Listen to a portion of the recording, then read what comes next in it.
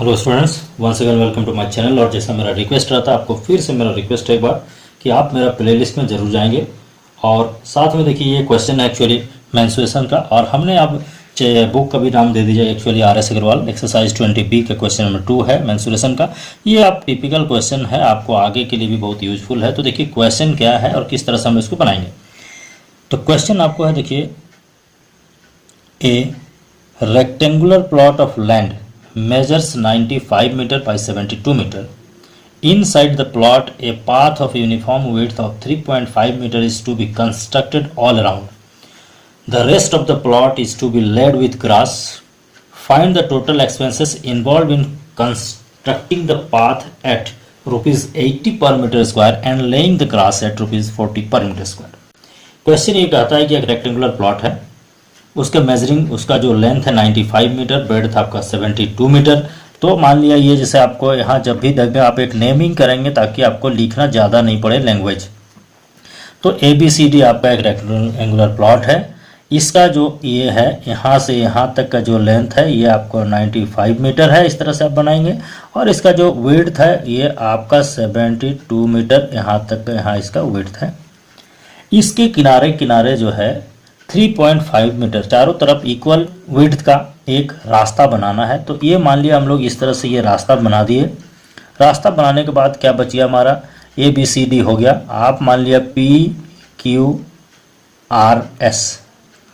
ये हमारा रास्ता है। एक्चुअली ये जो पार्ट है ये हमारा रास्ता है, इस तरह से। तो इसका विड्थ जो है ये क्या है, यहाँ पे ये जो विड्थ है ये आपका है 3.5 मीटर। उसी तरह ये जो विड्थ है ये भी आपका है 3.5 मीटर, ये आपका 95 मीटर था, ठीक है। इसी तरह से हर तरफ ये विड्थ है। और ये जो है ये रास्ता आपको कंस्ट्रक्ट करना है।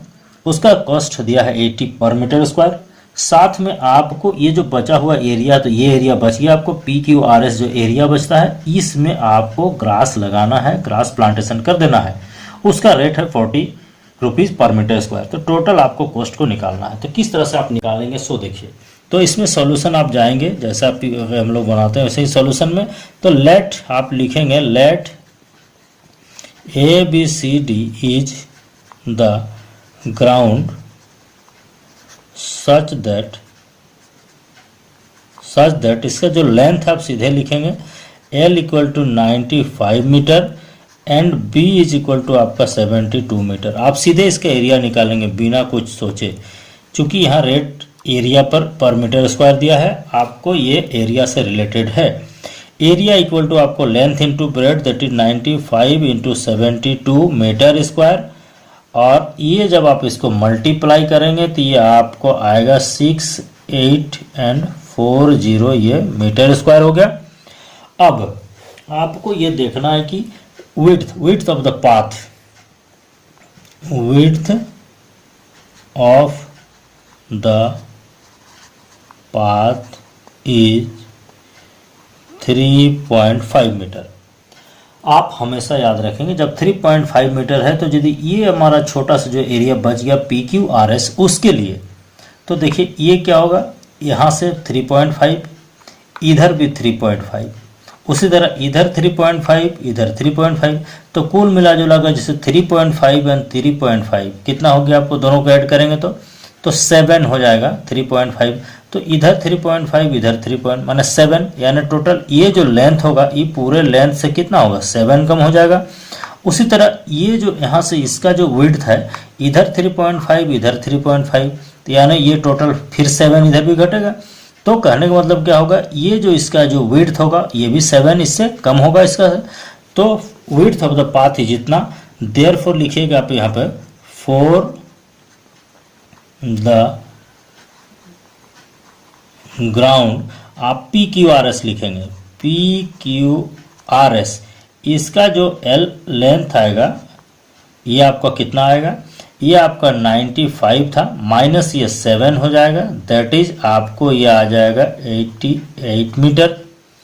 और इसका जो ब्रेड्थ आएगा वो कितना आएगा, ये 72 था, ये भी 7 घट जाएगा क्योंकि 7 3.5 दोनों तरफ से।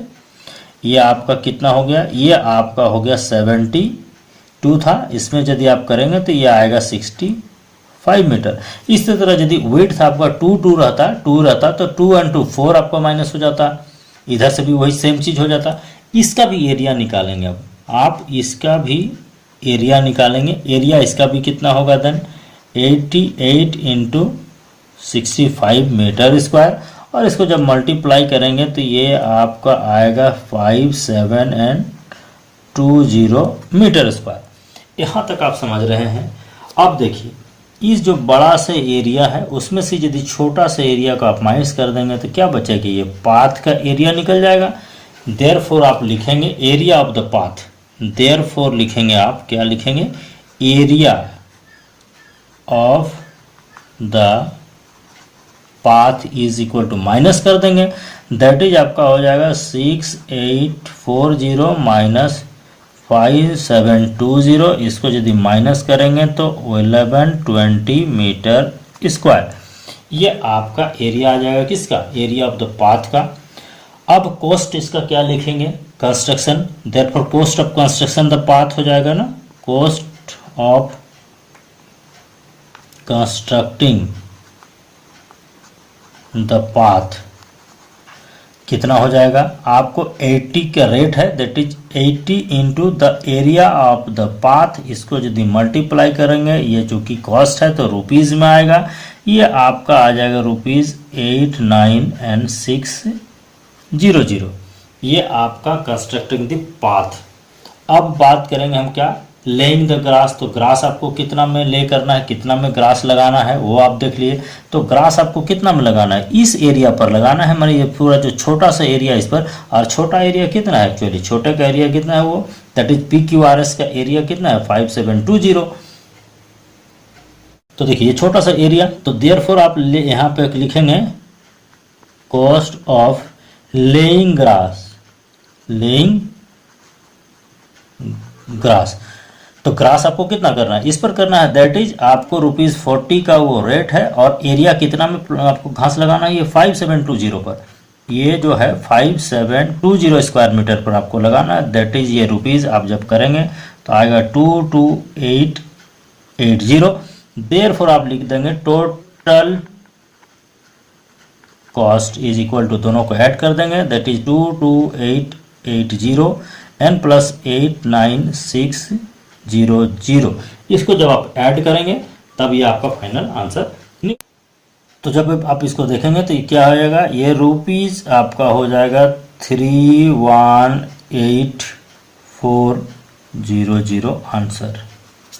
इस तरह से आप क्या करेंगे, आप फाइनल इस तरह से आप इसको जो बनाएंगे तो इस तरह से आप इसको समझ सकते हैं। तो मेरे ख्याल से आप इसको समझ गए हैं। यदि समझते हैं तो काइंडली लाइक एंड शेयर जरूर करें, साथ में सब्सक्राइब भी करें।